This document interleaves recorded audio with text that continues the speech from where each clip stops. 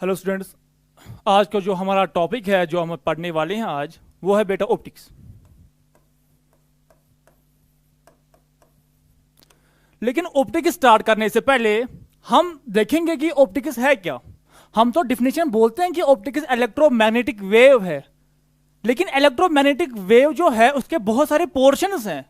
तो किस वाले पोर्शन को हम बोलेंगे कि उसको बोलते हैं सर ऑप्टिक्स, मतलब किस वाले पोर्शन को। ठीक है बेटा, तो पहले हम क्या पढ़ेंगे, पहले हम थोड़ा सा डिस्कस करेंगे ऑप्टिक्स के बारे में, देन उसके बाद हम आएंगे जो हमारा एक्चुअली में सिलेबस है, उसके बाद हम इस पे आएंगे। ठीक है बेटा, देखो पहले हम क्या पढ़ेंगे बेटा, जो लाइट है, लाइट क्या है बेटा, लाइट फॉर्म ऑफ एनर्जी है, फॉर्म ऑफ एनर्जी। हमने 10th क्लास में भी पढ़ा है कि लाइट क्या है, लाइट फॉर्म ऑफ एनर्जी है जिससे हम ऑब्जेक्ट्स को देख पाते हैं। जैसे साउंड है बेटा, साउंड क्या है बेटा, साउंड भी फॉर्म ऑफ एनर्जी है, साउंड भी फॉर्म ऑफ एनर्जी है जिसे हम सुन पाते हैं। लेकिन जो लाइट है इसका क्या रोल है ऑप्टिक्स में, आना तो हमें ऑप्टिक्स पे ही है, लेकिन हम इसमें लाइट की जिक्र क्यों कर रहे हैं। ठीक है बेटा, देखो एनर्जी क्या है बेटा, ये एनर्जी। ठीक, तो हम पहले सीखेंगे कि जो लाइट को हम जो हम ऑप्टिक्स को बोलते हैं इलेक्ट्रोमैग्नेटिक वेव, ये वेव क्या है ना। पहले से हम क्या करेंगे, थोड़ा सा हम इसमें वेव का पोर्शन पढ़ लेते हैं।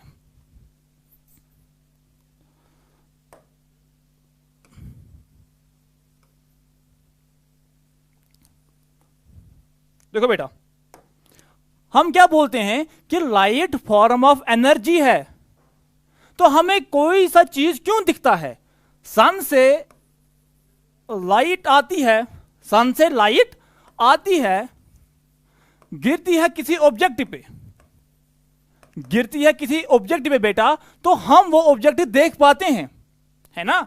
लेकिन यहां पे लाइट क्या है, लाइट एनर्जी है।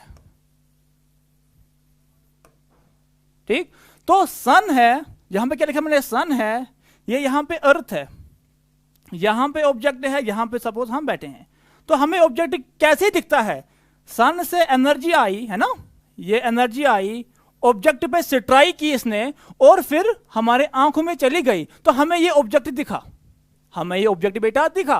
तो एनर्जी कहां से क्रिएट हुई, एनर्जी क्रिएट हुई सन से। जहां से एनर्जी बनती है हम उसको बोलते हैं सोर्स। तो यहां पे सन क्या है बेटा, सन है सोर्स। यहां पे क्या हुआ, सन पे एनर्जी बन गई और कहां पे ट्रांसफर हुई, वो अर्थ पे।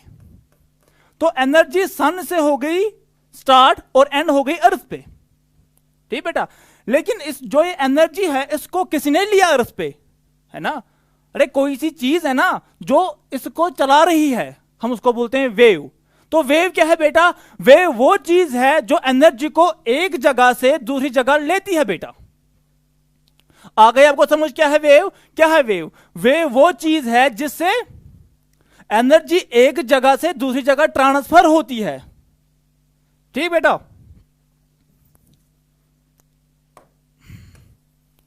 तो ये वेव है बेटा। ठीक, अब हम पढ़ेंगे वेव की कुछ टर्म्स जो हमें इसमें यूज होंगे बेटा। देखो हमने क्या पढ़ा कि वेव, वेव क्या है, वेव है एनर्जी कैरियर, जो एनर्जी को एक जगह से दूसरी जगह लेती है हम उसको बोलते हैं वेव। आगे आपको समझ है ना। और जो जो वेव है, वेव में क्या होती है, क्या चलती है, खाली एनर्जी। जो वेव लेती है एक जगह से दूसरी, वो खाली एनर्जी होती है और कुछ भी नहीं, और कुछ भी नहीं, खाली एनर्जी लेती है वेव। ठीक बेटा, हम बोलते हैं कि सन से, अगर ये सन है, यहां पे क्या है अर्थ, सन से एनर्जी आती है अर्थ पे, तो हम क्या कर रहे हैं, हम फिर वो हमारी आईज में जाती है तो हम कुछ चीजें देख पाते हैं, लेकिन वहां से खाली उस वेव में एनर्जी का ट्रांसफर होता है और किसी चीज का भी नहीं। आया आपको समझ। और जो अब हम बोलते हैं स्पीड ऑफ वेव, क्या बोलते हैं बेटा, हम बोलते हैं स्पीड ऑफ वेव। तो अब ये एक्चुअली में क्या है, ये स्पीड ऑफ एनर्जी है, ये स्पीड ऑफ एनर्जी है बेटा, स्पीड ऑफ एनर्जी, तो जिसको हम बोलते हैं बेटा v, है ना। What is v? v is the speed of wave, इसी को आप बोलते हैं स्पीड ऑफ एनर्जी। किस स्पीड से एनर्जी एक जगह से दूसरी जगह ट्रांसफर होती है बेटा, हम उसको बोलते हैं स्पीड ऑफ एनर्जी, जिसको हम v से डिनोट करते हैं। यह क्या थी बेटा, वेव, ठीक। अब क्या है वेव, है ना। अब वेव की टर्म्स हैं, देखो वेव जो है हम उसको ऐसे बनाते हैं,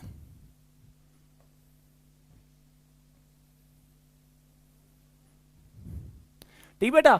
ये कि वेव की रिप्रेजेंटेशन है, इसी से हम डिफाइन करेंगे फ्रीक्वेंसी। देखो यहां से क्या हुआ, यहां से वेव चलना स्टार्ट हुई, मतलब इस पॉइंट से एनर्जी का फ्लो होना स्टार्ट हुआ, है ना। और यहां पे क्या किया, देखो इसने यहां पे एक लूप बनाया, यहां पे इसने दो लूप बना दिए, यहां पे इसने एक लूप बना दिया, यहां पे इसने दो लूप बना दिए। क्या बना दिए बेटा, यहां पे इसने दो लूप बना दिए, देखो।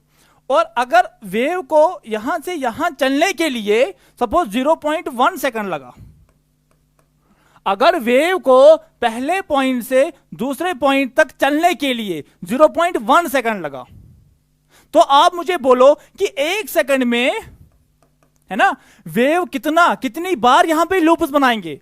हम इसको कंसीडर करेंगे ये एक लूप है, तो एक सेकंड में वेव कितनी बार लूप्स बनाएगा ये, है ना। 0.1 सेकंड, 0.1 सेकंड, इसी तरह 0.1 सेकंड एंड सो ऑन। तो ये एक सेकंड में 10 बनाएगा। अगर 0.1 सेकंड के लिए इसने खाली यहां पे क्या किया, एक लूप बनाया, तो 10, तो एक सेकंड में ये इसी तरह के 10 लूप बनाएगा, हम इसको बोलते हैं फ्रीक्वेंसी। तो अब क्या है फ्रीक्वेंसी, फ्रीक्वेंसी का मतलब है कि एक टाइम पीरियड में, क्या बेटा, एक टाइम पीरियड में वेव कितने लूप्स बनाएगा, या ऐसा हम बोलेंगे कि एक सेकंड में या एक टाइम पीरियड में जो ये वेव है ना, इसने कितने चक्कर किए, ये चक्कर ही है ना। तो एक टाइम पीरियड में वेव ने कितने चक्कर किए, हम उसको बोलते हैं फ्रीक्वेंसी, उसको हम लिखते हैं एफ, कभी कभी हम उसको न्यू भी लिखते हैं। तो फ्रीक्वेंसी को हम ये लिखते हैं 1/T। तो टी जो यहां पे है बेटा वो है टाइम पीरियड, वो है बेटा टाइम पीरियड।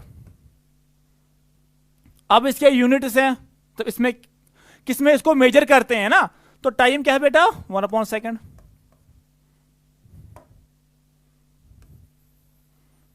1 बेटा सेकंड। और एक यूनिट है वेव का जिसको हम बोलते हैं हर्ट्ज, जिसको हम बोलते हैं बेटा हर्ट्ज, ठीक है ना। हम लिखेंगे इसको हर्ट्ज भी।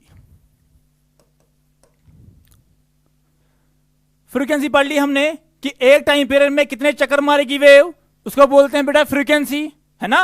और जो v है ना, v ये क्या है, ये है वेव की चलने की स्पीड, मतलब energy of, speed of energy, ठीक। अगर कहीं पे लिखा होगा सपोज 10 हर्ट्ज, ये 10 हर्ट्ज का मतलब क्या है, अभी हमने देखा है ना, अभी हमने यहां पे लिखा, क्या लिखा था कि एक सेकंड में वेव ने 10 चक्कर किए, वो 10 क्या था, 10 इसकी फ्रीक्वेंसी थी। तो अगर यहां पे 10 हर्ट्ज लिखा होगा कहीं पे, तो आप समझ जाना कि एक टाइम पीरियड में जो वेव है, वेव ने 10 चक्कर किए हैं, ठीक है बेटा। इतना आया आपको समझ। अब जो ये फ्रीक्वेंसी है बेटा, ये सोर्स पे डिपेंड होती है, फ्रीक्वेंसी सोर्स पे डिपेंड होती है। इसका क्या मतलब होता है, सपोज यहां पे मैं एग्जांपल लेता हूं बेटा, देखो अगर यहां पे मैं हूं, है ना, ये मैं हूं, मेरा हाथ है, ये सपोज यहां पे एक पार्टिकल मैंने रखा है, दूसरा पार्टिकल को मैंने क्या किया, हवा में मतलब रखा जमीन पे। अब इनके दरमियान मैंने क्या किया, एक रोप को बांधा, है ना, एक पॉइंट दूसरा पॉइंट, आपको समझ आ रहा है। तो यहां पे क्या है, मेरे हाथ में पार्टिकल है, और वहां पे मैंने दूसरे पार्टिकल रखा है, दूसरा पार्टिकल, दोनों को मैंने टाई किया है रोप के साथ, ठीक बेटा, ये रोप है। अब मैंने क्या किया, मैं ऐसे हूं, मैंने रखा रोप ऐसे, दूसरी रोप का एंड वहां पे मैंने ऐसे किया।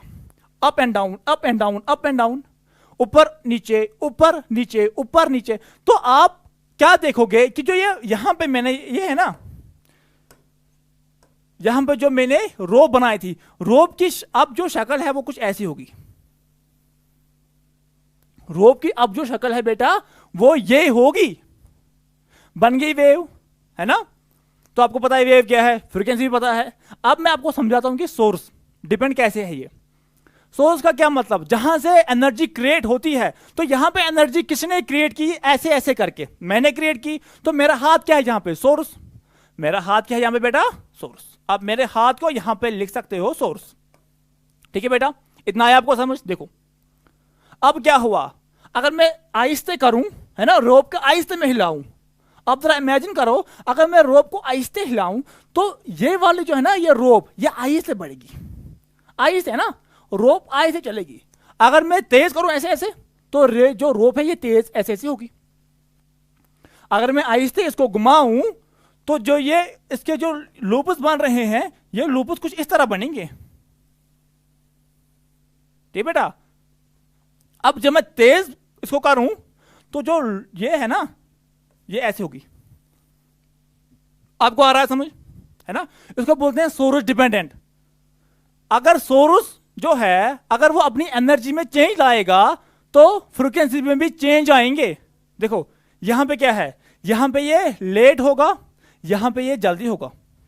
जहां पे फ्रीक्वेंसी ज्यादा, यहां पे फ्रीक्वेंसी ज्यादा, हम लिखेंगे ज़ेड बाई डी ज्यादा, यहां पे फ्रीक्वेंसी बेटा कम। आपको आ रहा समझ, इसको बोलते हैं फ्रीक्वेंसी डिपेंडेंट। ठीक है बेटा। अब इसको मिटाता हूं मैं। देखो यह है आपका समझ सोर्स डिपेंडेंट। अब इसमें और एक टर्म आती है जिसको हम बोलते हैं वेवलेंथ ऑफ वेव, है ना, वेवलेंथ। तो वेवलेंथ को हम लिखते हैं लैम्डा। अब ये वेवलेंथ क्या है, देखिए देखो बेटा, है ना, फिर से हम बनाएंगे वेव। ठीक बेटा।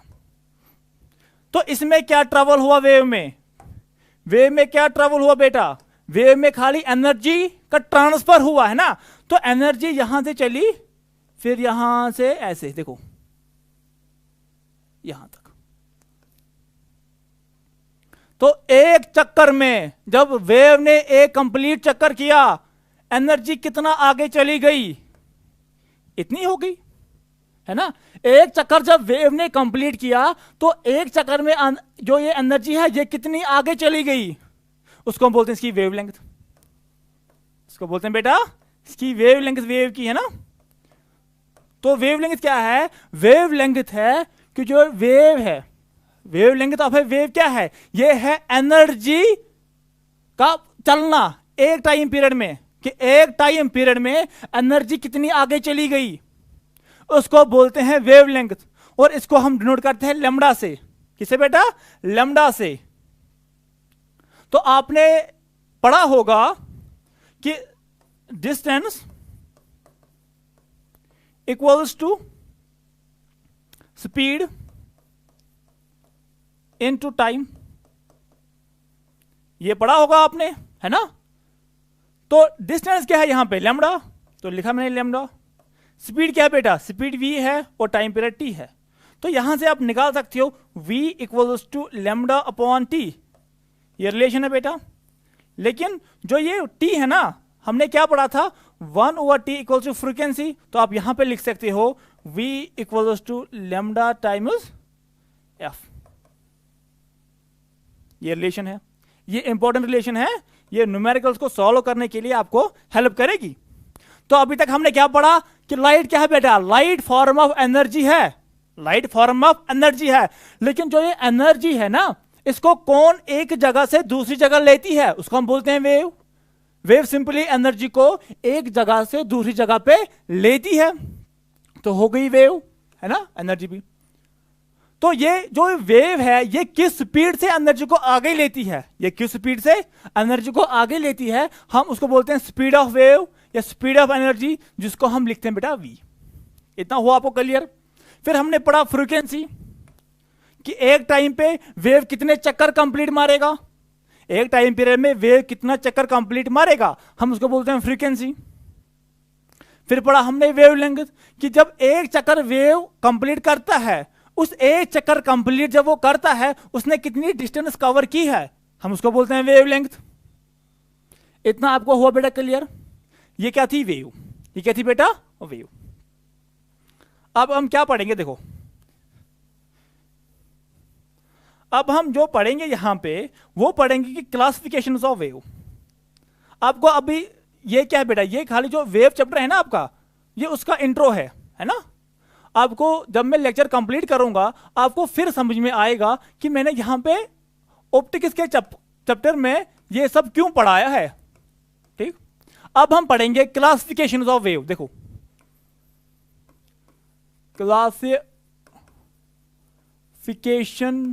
ऑफ वेव, वेव को हम कैसे क्लासिफाई करेंगे, है ना। मैं यहां पे लिख लेता हूं। देखो अगर ये वेव है, ये दो तरीके के वेव हो सकते हैं। आपने देखो कौन कौन सी, या तो मैकेनिकल, या तो बेटा मैकेनिकल, है ना, या तो नॉन मैकेनिकल, या तो बेटा नॉन मैकेनिकल। देखो मैकेनिकल वो वाली वेव्स हैं जो डिपेंड होती है मीडियम पे,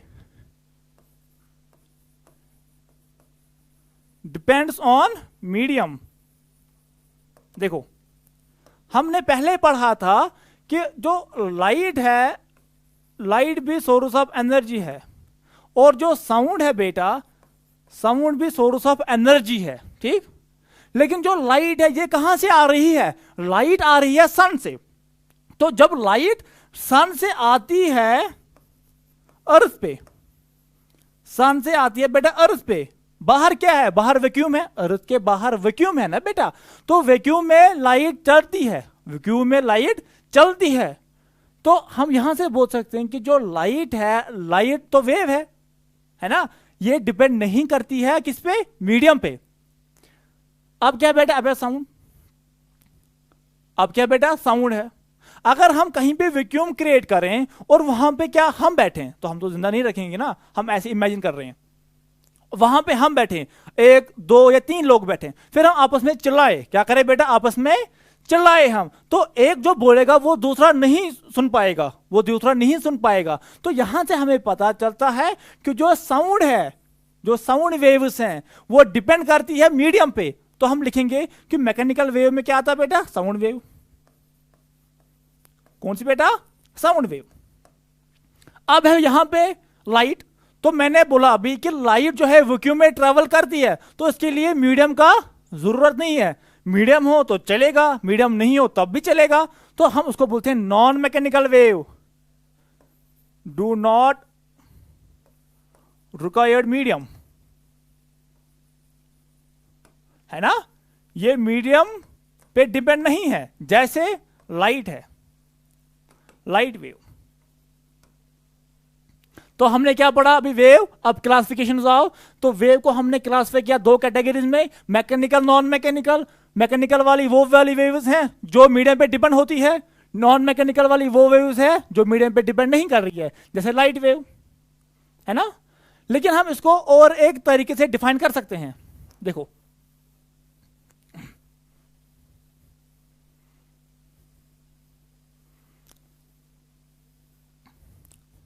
अब और एक तरीका है वेव को क्लासिफाई करने के लिए, लॉन्गिट्यूडनल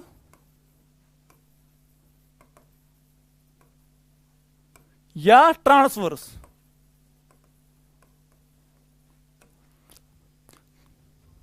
दूसरी क्लासिफिकेशन है ना, पहली classification mechanical and non mechanical, दूसरी classification longitudinal and transverse wave, है ना, ट्रांसवर्स वेव। देखो लॉन्गिट्यूडनल वाली वेव्स कौन सी होती है? तो जो हमने पहले पढ़ा, हमने वेव ऐसी पढ़ी है ना। इसमें क्या होता है? इसमें जो पार्टिकल था, मैंने क्या कहा था? मेरे हाथ में पार्टिकल है, मैंने ऐसे ऐसे किया, ऐसे फिर ऐसे, ऐसे फिर ऐसे, तो पार्टिकल ऊपर नीचे किया, लेकिन जो रोप थी वो तो ऐसे ही चली ना। तो इसका मतलब क्या है? पार्टिकल ऊपर, पार्टिकल नीचे हुआ, पार्टिकल ऊपर पार्टिकल नीचे हुआ, लेकिन जो वेव थी वो आगे चली गई, है ना। मैं क्या हूं, मैं पार्टिकल हूं, मैं ऐसे कर रहा हूं, लेकिन वेव आगे चल रही है। जैसे रोप के केस में मैंने आपको दिखाया था, रोप को ऐसे करो, हाथ में क्या है, हाथ में पार्टिकल है, तो पार्टिकल ऊपर नीचे हो रहा है, ऊपर नीचे, लेकिन जो वेव है वो तो ऐसे चल रही है। तो जो ये वेव है, वेव की प्रोपगेशन ऐसे है, लेकिन पार्टिकल ऊपर नीचे है, मतलब परपेंडिकुलर है ना। जो ये वाली वेव्स है हम उसको बोलते हैं ट्रांसवर्स वेव, है ना बेटा। हम इसको लिखेंगे propagation of particle and wave is perpendicular. तो इसमें क्या हो रहा है, जो वेव चल रही है और जो पार्टिकल चल रही हैं उनकी प्रोपगेशन क्या है बेटा, उनकी प्रोपगेशन परपेंडिकुलर है। वो वाली वेव्स होती हैं ट्रांसवर्स वेव।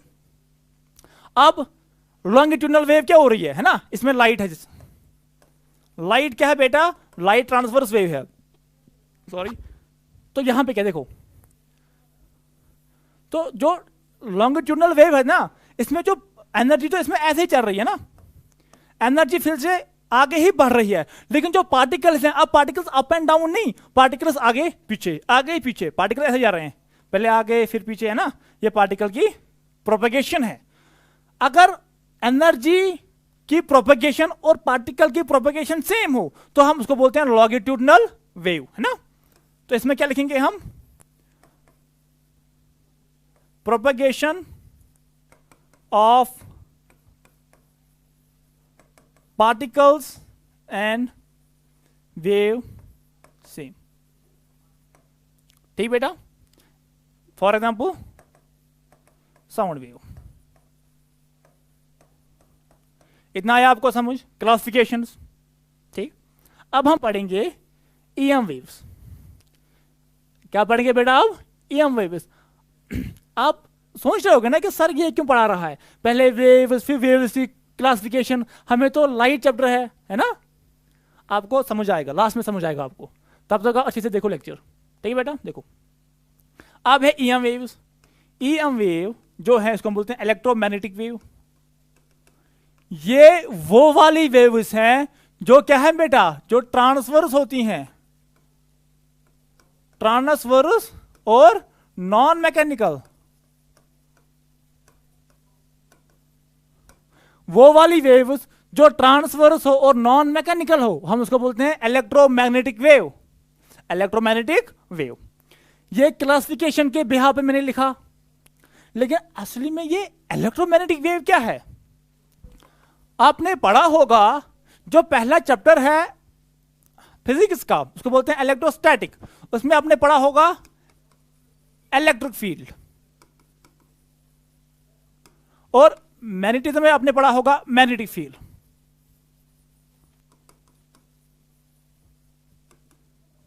आपने पढ़ा होगा इलेक्ट्रिक फील्ड और मैग्नेटिक फील्ड, ठीक बेटा। एक्चुअली में है क्या, ये दोनों एक ही इलेक्ट्रोमैग्नेटिक वेव के कंपोनेंट्स हैं, है ना। देखो अगर मैं यहां पे एक सरफेस बना दूं, सरफेस ऊपर अगर मैंने बॉक्स रखा है, देखो जो नॉर्मल फोर्स लगेगा यहां पे हम उसको बोलते हैं बेटा क्या, नॉर्मल रिएक्शन फोर्स, और जो सरफेस पे लगेगा हम उसको बोलते हैं फ्रिक्शन फोर्स, बोलते हैं ना बेटा। लेकिन दोनों क्या है, चाहे नॉर्मल रिएक्शन फोर्स हो या फ्रिक्शन फोर्स हो, ये तो हम अलग अलग पढ़ते हैं 11th में, लेकिन दोनों क्या है, दोनों ये सरफेस फोर्स कॉन्टैक्ट फोर्स के कंपोनेंट्स है। इसी तरह ये ईएम वेव्स के दो कंपोनेंट्स हैं, इलेक्ट्रिक और मैग्नेटिक फील्ड, ठीक बेटा। देखो कैसे, इलेक्ट्रिक फील्ड को हम ऐसे बनाएंगे, है ना, ये मैग्नेटिक फील्ड, तो वेव ऐसे जा रही है, इसी कंपोनेंट्स हैं, इलेक्ट्रिक फील्ड मैग्नेटिक फील्ड, है ना, वेव ऐसे चल रही है, ये इसके दो कंपोनेंट्स हैं, ठीक। ये लेक्चर 2-3 मिनट में खत्म होगा, ठीक है बेटा। अब ध्यान से देखिएगा, देखो हो गया ये। अब क्या है, जो ये इलेक्ट्रोमैग्नेटिक वेव है इसके बहुत सारे पार्ट्स हैं, इसके बहुत सारे पार्ट्स हैं। जैसे मैं आपको बोलता हूं एक्सरे बोलते हैं हम, है ना, गामा रेज बोलते हैं हम, विजिबल रीजन बोलते हैं हम, या हम बोलते हैं हीट वाला जो रीजन होता है वो वाला बोलते हैं हम, रेडियो वेव वो वाला हिस्सा बोलते हैं हम। देखो रेडियो वेव, ठीक है बेटा। इसके बाद कौन सा आता है यहां पे, IR, इसके बाद विजिबल, इसके बाद हाँ जो भी आता होगा, इसके बाद UV आता है, इसके बाद एक्सरे आता है, इसके बाद और गामा आता है इसके बाद। ये क्या है, ये पार्ट्स हैं इलेक्ट्रोमैग्नेटिक वेव के। और इसमें जो ये विजिबल रीजन है, जब इसको हम पढ़ते हैं, इसके पढ़ने को हम बोलते हैं लाइट। ठीक, तो लाइट क्या है, लाइट विजिबल पार्ट है इलेक्ट्रोमैग्नेटिक वेव का। और जब हम लाइट को पढ़ते हैं, इसको बोलते हैं ऑप्टिक्स। ठीक है बेटा, study of light is called optics.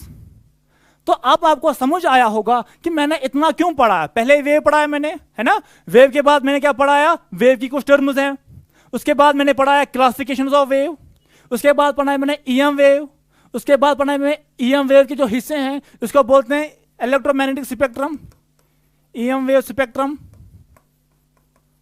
तो इलेक्ट्रोमैग्नेटिक वेव का वो वाला स्पेक्ट्रम जो विजिबल हो उसको हम बोलते हैं लाइट। तो जब हम लाइट को पढ़ते हैं उसको हम बोलते हैं ऑप्टिक्स। अब आपका चैप्टर स्टार्ट होगा जो हम इंशाल्लाह अगले लेक्चर में कवर करेंगे। आज के लिए इतना ही, थैंक यू।